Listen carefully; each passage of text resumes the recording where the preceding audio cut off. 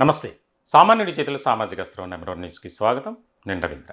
ఆంధ్రప్రదేశ్లో అంగన్వాడీ టీచర్స్ అలాగే హెల్పర్స్ వారి శాంతియుత నిరసన తెలిపేందుకు చలో విజయవాడ కార్యక్రమం ద్వారా వేలాది మంది విజయవాడ చేరుకున్నారు. ఈ కార్యక్రమం ముఖ్య ఉద్దేశం ఏంటంటే ప్రభుత్వం మమ్మల్ని ఆదుకోవాలి. 11,500 రూపాయలతో మేము చాలా ఇబ్బందులు పడుతున్నాం. అది టీచర్లకి. అదే హెల్పర్లకైతే 7,000 రూపాయలు. దీనికి సంబంధించి దేశంలో ఏ రాష్ట్రంలో లేని విధంగా అణిచివేతకు వెట్టి చాకిరీకి మేము బలైపోతున్నాం అని చెప్పి వారు ఆవేదన వ్యక్తం చేస్తూ కూటమి ఎన్నికలకు ముందు ఇచ్చినటువంటి హామీలను నెరవేర్చాలని డిమాండ్ చేస్తూ కథం తొక్కారు. దానికి సంబంధించి ఏ స్థాయిలో వారు వచ్చారు, వారి నిరసన తెలిపారనేది మనకు తెలుసు. ఇట్లాంటి క్రమంలో వారు ఆ నిరసన కార్యక్రమాన్ని కంటిన్యూ చేయడంలో భాగంగా ఆ రోజు రాత్రి అక్కడే నిద్రించారు. తెల్లవారుజామున నాటకీయమైనటువంటి పరిణామాల నేపథ్యంలో ఒక్కసారిగా అందరినీ కూడా అరెస్ట్ చేశారు. అంటే ఆ దీక్షను, నిరసన కార్యక్రమాన్ని భగ్నం చేసేందుకు కూటమి ప్రయత్నం చేసింది. దానిలో భాగంగానే సక్సెస్ అయ్యారు. ఇప్పుడు ఏదైతే మా పట్ల ఈ రకమైనటువంటి వైఖరి కలిగి ఉన్నటువంటి కూటమి ప్రభుత్వానికి తగిన గుణపాఠం చెబుతాం, అరెస్టులతో ఉద్యమాన్ని అణిచివేయలేరు అని దీనికి సంబంధించి ఒక పెద్ద ఎత్తున మరొకసారి ఆందోళన తెలియజేసేందుకు సమాయత్తమవుతున్నారు అంగన్వాడీ టీచర్లు అలాగే హెల్పర్లు. కూటమి ప్రభుత్వం ఆలోచన చేయాలి. సామాన్యుడి చేతిలో సామాజిక అస్త్రం. మేము సామాన్యుడి కష్టాలను, వారి బాధలను వెలికితీసి సమాజానికి తెలియజేసి వాటి పరిష్కారం కోసం ప్రయత్నం చేస్తున్నాం. దీనిలో భాగంగానే ఎన్నో కార్యక్రమాలు, ఎన్నో విజయాలు కోనసీమ కొబ్బరి రైతుల కష్టాలపై అన్నీ కూడా సక్సెస్ అయ్యాయి.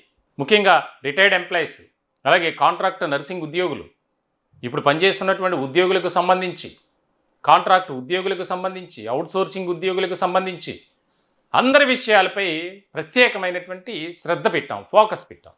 అది మా బాధ్యత. సామాన్యుడు ఎవరైనా సరే కష్టాల్లో ఉన్నారంటే వారిని పలకరించి వారి కష్టాలని తెలియజేయటమే సమాజానికి, ప్రభుత్వానికి. దీనిలో భాగంగానే ఇప్పుడు అంగన్వాడీ టీచర్లు, హెల్పర్లు వారి ఆవేదన, ఆందోళన ఒక్కటే. అయ్యా, మేము ఎన్నో ఏళ్ల నుంచి పనిచేస్తున్నాం. సుప్రీంకోర్టు కొన్ని గైడ్లైన్స్ ఇచ్చింది, వాటిని మీరు పాటించండి. మాకు కనీస వేతనంగా 26,000 రూపాయలు మాకు ఇవ్వండి. మేము 11,500 రూపాయలతో ఏం పోషించుకోవాలి? మళ్ళీ దాంట్లో అంగన్వాడీ కేంద్రాలను నిర్వహించడానికి దాదాపుగా వారి పెట్టుబడే ఎక్కువ అవుతుంది. అవి తిరిగి వస్తాయంటే రానటువంటి పరిస్థితి. మరెందుకు ఈ రకమైనటువంటి టార్గెట్గా చేసుకొని మమ్మల్ని వేధింపులకు గురి చేస్తుంది అనే దాని మీద ఇప్పుడు నిరసన వ్యక్తం చేస్తున్నారు.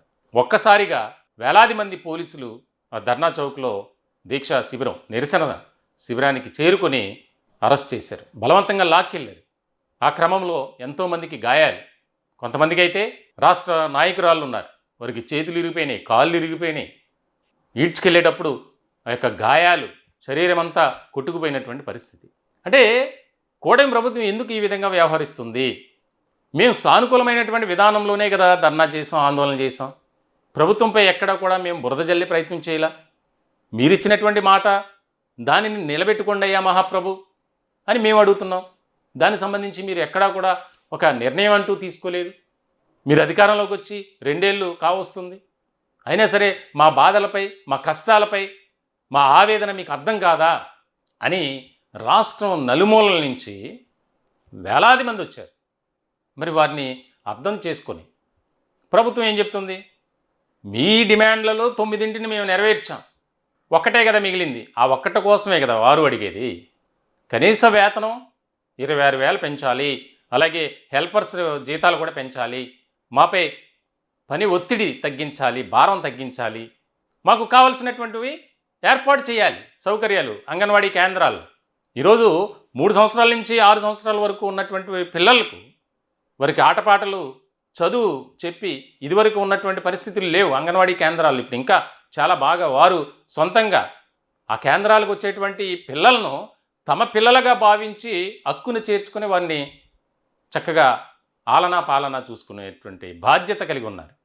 మరి అటువంటి వారి పట్ల ఏ రకమైనటువంటి విశాలమైన దృక్పథం కలిగి ఉండాలి? పక్క రాష్ట్రం తెలంగాణలో ఏ విధంగా ఉంది, ఇతర రాష్ట్రాల్లో ఏ విధంగా ఉంది, మరి ఎందుకు ఈ వ్యవస్థను నిర్వీర్యం చేస్తుంది ప్రభుత్వం అనేది ఇక్కడ బాధాకరమైనటువంటి విషయం. దీనికి సంబంధించి చాలామందితో మేము మాట్లాడటం జరిగింది. అనేక మంది తమ అభిప్రాయాలను వ్యక్తం చేశారు. ఇది చాలా అన్యాయం, ఎందుకు ఈ విధంగా కూటమి ప్రభుత్వం వ్యవహరిస్తుంది, మేము న్యాయపరంగా మేము అడుగుతున్నాం, మిమ్మల్ని ఏమి గొంతెమ్మ కోరికలు కోరడం లేదుగా, అది ఇవ్వండి ఇది ఇవ్వండి అని. మా పనిని చూసి మీరు వేతనం పెంచండి, కనీస వేతనం. ఈరోజు 11,500 రూపాయలకి ఏం వస్తుంది? అది ఇచ్చాం ఇది ఇచ్చాం అని చెప్తున్నారు. అంగన్వాడీ కేంద్రాలకు మీరు ఇచ్చారు, మాకేమైనా సొంత ఇంట్లోకి ఇచ్చారా అని చెప్పి వారు ప్రశ్నిస్తున్నటువంటి పరిస్థితి.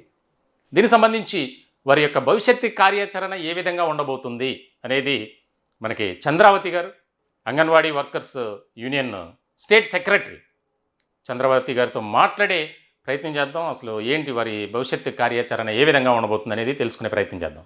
మేడం నమస్తే. నమస్తే అండి. చంద్రావతి గారు మేడం? అవును సార్.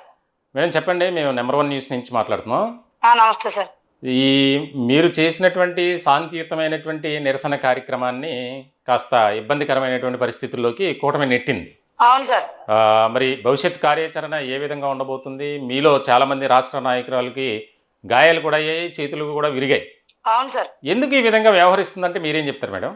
మేము గత హామీ ఏదైతే ఉందో, మేము అధికారంలోకి వస్తే వేతనాలు పెంచుతామని చెప్పిన హామీ ఏదైతే ఉందో ఆ హామీని నెరవేర్చమని శాంతియుతంగా అలంకార్ సెంటర్ వద్ద మేము మా నిరసనను తెలియజేస్తూ ఉన్న సందర్భంలో తెల్లవారుజామున 4-4:30 ప్రాంతంలో వచ్చేసి చుట్టూ బరకాలు కట్టేసి, చుట్టూ బరకాలు అడ్డు పెట్టేసి, తాళ్ళు పెద్ద పెద్ద తాళ్ళు వేసుకొచ్చి మేము ఇంకా నిద్ర మత్తులో ఉన్నాము. ఆ నిద్ర మత్తులో ఏం జరుగుతుందో ఏంటో కూడా మాకు తెలియని పరిస్థితుల్లో మొత్తం పోలీసులతో చుట్టూ ముట్టేసేసి మమ్మల్ని పోలీసులు ఫోన్లు కూడా లాగేసుకున్న పరిస్థితుల్లో మా ఫోన్లు కూడా మా దగ్గరకి లేని పరిస్థితి, ఎక్కడెక్కడ పడిపోయిన పరిస్థితి. మా రాష్ట్ర నాయకులు, మా రాష్ట్ర అధ్యక్షులకి అయితే చెయ్యి కూడా విరిగి కట్టవేసిన పరిస్థితుల్లో హాస్పిటల్లో కూడా ఉండడం జరిగింది. మరి అటువంటి సందర్భంలో చాలా ఘోరంగా, మరి దారుణంగా ఇటువంటి దమనకాండని మరి అణిచివేయాలని చెప్పేసి ఈ ప్రభుత్వం చూస్తా ఉన్నట్లుంది. అణిచివేస్తే కనుక మరింత ముందుకు వెళ్లి మా పోరాటాలు మరింత ఉధృతం చేస్తాం తప్ప అణిచివేస్తే అణిగిపోయే ఉద్యమం కాదు. ఇప్పుడు శాంతియుతంగా చేస్తున్న మమ్మల్ని రెచ్చగొట్టే ధోరణిలో ప్రభుత్వం వ్యవహరించింది. కనీసం చర్చలు కూడా పిలిచి వేతనాలు పెంచుతామన్న పాపాన్ని పోలేదు. 106,000 మంది నిర్లక్ష్యం చేసినందుకే గత ప్రభుత్వం గత హయాంలో ఏమైందో చూశారు. ఇప్పుడు మరి ప్రభుత్వం కనీసం వేతనాలు పెంచాలి అని అడిగిన పాపాన్ని ఈ రోజు అంగన్వాడీల మీద చాలా అరెస్టులు చేసి ఎవరినో 3 గంటలు 4 గంటలు ఎక్కడెక్కడో నిన్న 10 గంటల వరకు తిప్పి పోలీస్ స్టేషన్ల వెంట తిప్పి అప్పుడు స్టేషన్ లో పెట్టి మమ్మల్ని చాలా దారుణంగా హింసకి గురి చేశారు. ఇది మేము చాలా తీవ్రంగా ఖండిస్తా ఉన్నాము. ఏమైనా భవిష్యత్తులో మా ఉద్యమాన్ని మరింత ఉధృతం చేస్తామని చెప్పి తెలియజేస్తున్నాం. కాబట్టి ఇప్పటికైనా ప్రభుత్వం స్పందించి మా న్యాయమైన డిమాండ్ ఏదైతే వేతనం పెంపుదల డిమాండ్ ఏదైతే ఉందో దాని మీద ప్రకటన చేయాలని చెప్పేసి కోరుతా ఉన్నాం. మేడం ఇక్కడ ఒక ప్రశ్న నాది. మీరు అంగన్వాడీ కేంద్రం, ఇప్పుడు మీరు టీచర్గా ఉన్నారు, ఎన్ని గంటలకు వెళ్తారు, ఎన్ని గంటల వరకు అక్కడ ఉండాలి? మేము ఉదయం 9 గంటల నుండి సాయంత్రం 4 గంటల వరకు ప్రాథమిక పాఠశాలలు ఏ విధంగా అయితే పనిచేస్తున్నాయో అదే విధంగా ఉదయం 9 నుంచి సాయంత్రం 4 గంటల వరకు పనిచేస్తా ఉన్నాం. ఈ రోజు ఆయంకి 7,000 రూపాయలు జీతం ఇస్తా ఉన్నారు. ఈ రోజు మరి ఎటువంటి నేనైతే దగ్గర 28-30 సంవత్సరాల నుంచి పనిచేస్తా ఉన్నాము. అయినప్పటికీ కూడా కనీస వేతనం ఈ రోజు పెరుగుతున్న ధరలకు అనుగుణంగా కనీస వేతనం పెంచమని మాత్రమే అడిగాం మేము, తప్ప ఇంకా వేరే ఏమీ అడగలేదు. కనీస వేతనం పెంచండి, 7 సంవత్సరాల నుంచి కూడా వేతనం పెంపుదల ప్రకటన చేయలేదు అని చెప్పేసి గత 42 రోజుల సమయంలో అడిగాము. ఇప్పుడు కూడా అదే అడుగుతా ఉన్నాం. ఓకే, ఇప్పుడు మేడం ఇప్పుడు సాధారణంగా ప్రభుత్వం నుంచి వస్తున్నటువంటి ఒక అంశం ప్రతిపాదన ఏంటంటే, మేము ఆల్రెడీ 10 డిమాండ్లలో 9 నెరవేర్చాం, ఇంకా ఒక్కటే ఉంది కనీస వేతనం, దానికి సంబంధించి కూడా మా ముఖ్యమంత్రి గారు పరిశీలన చేస్తున్నారు, మేము వారి చనిపోతే మట్టు ఖర్చుల కింద 15,000 రూపాయలు ఇస్తున్నాం, ఇది రకరకాలుగా చెప్తున్నారు. అది ఎంతవరకు అంటే మీరు యాక్సెప్ట్ చేస్తున్నారా వారు చెప్పే మాటల్ని? ఇది గత ప్రభుత్వం 42 రోజుల సందర్భంలోనే మేము 7 డిమాండ్లు 7 జీవోలను సాధించుకోవడం జరిగిందండి. అందులో 60 నుంచి 62 సంవత్సరాల వయో పరిమితి సాధించుకున్నాము. ఈ మట్టి ఖర్చుల జీవో అనేది ఈ ప్రభుత్వం వచ్చాక ఇచ్చారు, కానీ చనిపోయిన తర్వాత ఇచ్చేదండి మట్టి ఖర్చు అంటే 30-40 సంవత్సరాలు చాకరీ చేయించుకుని 15,000 రూపాయలు మట్టి ఖర్చు ఇస్తున్నామని ఏ విధంగా చెప్తారండి వీళ్ళు? 30-40 సంవత్సరాలు సేవ చేయించుకుని చనిపోతున్నారు, హఠాత్తుగా ప్రమాదవశాత్తు చనిపోతున్నారు. వీళ్ళకి మట్టి ఖర్చు ఓకే, దాన్ని మేము యాక్సెప్ట్ చేస్తున్నాం. 15,000 రూపాయలు మట్టి ఖర్చు చనిపోయికి ఇస్తున్నారు, కానీ ఇప్పుడు ధరల భారాన్ని తట్టుకోవడానికి వేతనం పెంపుదల చేయమని మేము అడుగుతున్నాం. ఆ డిమాండ్ కోసం అని చెప్పేసి మేము అడుగుతా ఉంటే అన్నం అన్నం పెట్టలేదు, కూర వేసాము, లేకపోతే వేపుడు వేసాము, చారు వేసామని ఇటువంటి కబుర్లు చెప్తుందండి ప్రభుత్వం. అన్నం పెట్టకుండా మీరు ఎన్ని వేస్తే కడుపు నిండాలి కదా సార్. అవును, కడుపు నిండాలంటే ముందు అన్నం పెట్టాలి. చారు పెట్టాం, పప్పు పెట్టామంటే అవదు కదా సార్. అవును. అదండి సార్. అంటే ఇప్పుడు భవిష్యత్ కార్యాచరణ ఏ విధంగా ఉండబోతుంది? ఖచ్చితంగా కనీస వేతనం 11,500 నుంచి 26,000 పెంచాలంటున్నారు. హెల్పర్స్ కూడా మీరు ఏమన్నా 7,000 నుంచి ఏమన్నా పెంపుదల కోరుతున్నారా మేడం? వర్కర్స్ అండ్ హెల్పర్స్ గానే మేము అడుగుతున్నాం సార్. హెల్పర్స్ కి పెరగాలి, వర్కర్స్ కి పెరగాలి. ఓన్లీ వర్కర్ల డిమాండ్ కాదు సార్ ఇది. హెల్పర్లకి 7,000 నుంచి వేతనం పెంపుదల చేయాలి. వర్కర్స్ కూడా 11,500 నుంచి వేతనం పెంపుదల చెయ్యాలి. ఖచ్చితంగా వేతనాల పెంపుదల చెయ్యని పక్షాలు, ఇప్పుడు మహిళా దినోత్సవం అని చెప్పేసి ఈ రోజు నుంచి ప్రోగ్రామ్స్ ఇచ్చారండి. మహిళా దినోత్సవం వదిలేస్తామని చెప్పి 20 వరకు క్యాలెండర్ ప్రతిపాదించింది ప్రభుత్వం. మరి అందులో మహిళలమే కదా, మేము 1,06,000 మంది మహిళలు ఉన్నాము, అడుగుతున్నాము. కనీసం మా కోరిక నెరవేరిస్తే మీరు మహిళల్ని మరి స్త్రీ శక్తిని కూడా మీరు ఉద్ధరించినట్లుగానే మేము భావిస్తాము. కాబట్టి దయచేసి ఈ మహిళా దినోత్సవానికి పురస్కరించుకునైనా మా వేతనాలు పెంపుదల చేయాలని చెప్పేసి మేము కోరుతా ఉన్నాం. మేడం, ఇప్పుడు ఒకవేళ ప్రభుత్వం స్పందించకపోతే మీ కార్యాచరణ ఏ విధంగా ఉండబోతుంది? మరి పోరాటం మరింత ఉధృతం చేస్తాం సార్. ఇక ప్రభుత్వం ఎప్పటికైనా స్పందించి వేతనాలు పెంపుదల చేయకపోతే కనుక మరిన్ని ఉద్యమాలకి రూపకల్పన చేస్తాము. మరింత ఉద్యమం పోరాడతాము. పోరాటం ఏదైనా ఒక శత్రువుని మిత్రులుగా చేసుకోవాలి అన్నప్పుడు కూడా మనం మంచిగా చిన్నగా తగ్గి మాట్లాడాలి సార్. ఆ సందర్భంలో పోరాటంతోనే మేము ఇంకా రెచ్చగొట్టే ప్రభుత్వం రెచ్చగొట్టే ప్రతిపాదనలు, రెచ్చగొట్టేటువంటి పనులు, దాడులు మా మీద ఇది చేస్తే కనుక మేము ఇంకా ముందుకి పోరాటం ఉధృతమే చేస్తాం తప్ప వెనక్కి తగ్గమని చెప్పేసి తెలియజేస్తున్నాం. ఫైనల్ గా ఇప్పుడు ఎవరినైతే అదుపులో తీసుకున్నారో వారందరినీ విడిచిపెట్టారా మేడం పోలీసులు? రాత్రి ఇంకా 12-1 గంట టైంకి అలా ఇళ్ళకే చేరుతా ఉన్నారండి. అందరినీ కూడా విడుదల చేశారు. ఇంకా ఇంటికి వెళ్తా ఉన్నారు. చాలా దూర ప్రాంతాల రాష్ట్రం అంతా కాబట్టి చిత్తూరు, అటు మన్యం జిల్లా, ఇటు మొత్తం 26 జిల్లాల అంగన్వాడీలు కూడా 30,000 మంది వరకు మరి రావడం అనేది జరిగింది. మన యొక్క డిమాండ్ 1,06,000 మంది డిమాండ్ ను ప్రభుత్వం పరిష్కరించాలని మేము కోరుతా ఉన్నాం. లేని పక్షంలో మా పోరాటం ముందుకు వెళ్తా తప్ప మేము తగ్గేదే లేదని చెప్తున్నాం. ఇప్పుడు మీరు సెంటర్ లో ఉన్నట్టున్నారు, పక్క నుంచి పిల్లలు మీరు పాపం చిన్న పిల్లల్ని సొంత పిల్లలుగా భావించి ఆలనా పాలన చూసుకునేటువంటి వారు, మీ పట్ల ఈ కూటమి ప్రభుత్వం ఈ విధంగా ఉండటం అనేది అన్యాయం. ఖచ్చితంగా మేము కూడా కోరుకుంటున్నాం. పేద మహిళలకి, పేద గర్భిణీలకి, బాలింతలకి, చిన్న పిల్లలకి, ఈ రోజు కాన్వెంట్ లో చదివించుకోలేని స్తోమత ఉన్న పిల్లలు, మరి అటువంటి పిల్లలకి సేవ చేస్తున్నాం. గర్భవతులు, బాలింతలకి, చిన్న పిల్లలకి ప్రీ స్కూల్ విద్య, ఈ రోజు ఒక పిల్లవాడికి విద్య కొనాలంటే ₹1,00,000 ఖర్చులు అవుతున్నాయి.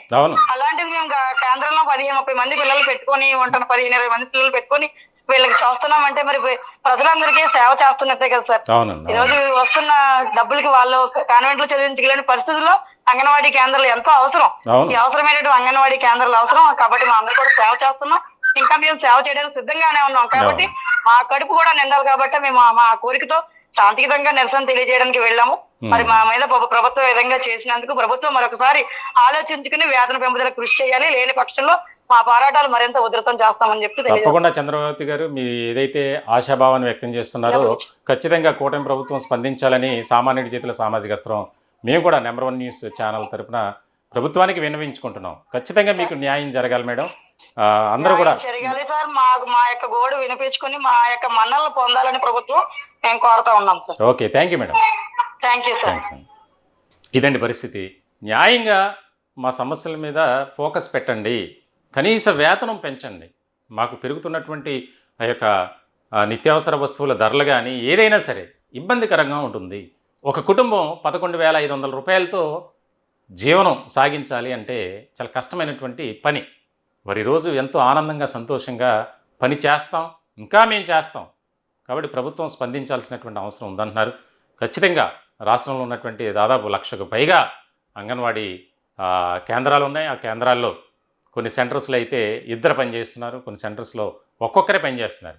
అంటే టీచర్ కమ్ హెల్పర్ కింద, అంటే ఆ 2 బాధ్యతలను ఒకే మహిళ చూస్తున్నటువంటి పరిస్థితి. కాబట్టి కూటమి ప్రభుత్వం పెద్దలు మహిళల కోసం మేము అది చేస్తున్నాం, ఇది చేస్తున్నాం, మహిళా అభ్యున్నతే, మహిళా సంక్షేమమే మా ప్రధానమైనటువంటి ధ్యేయం అని మరి చెప్తున్నటువంటి కూటమి ప్రభుత్వం స్పందించాలి, వారిని ఆదుకోవడానికి ముందుకు రావాలని మేము కూడా కోరుకుంటున్నాం. ఈ టాపిక్పై మీ విలువైనటువంటి అభిప్రాయాలు కామెంట్ రూపంలో తెలియజేయండి. దయచేసి మా ఛానల్ని సబ్స్క్రైబ్ చేసుకోండి. Thank you.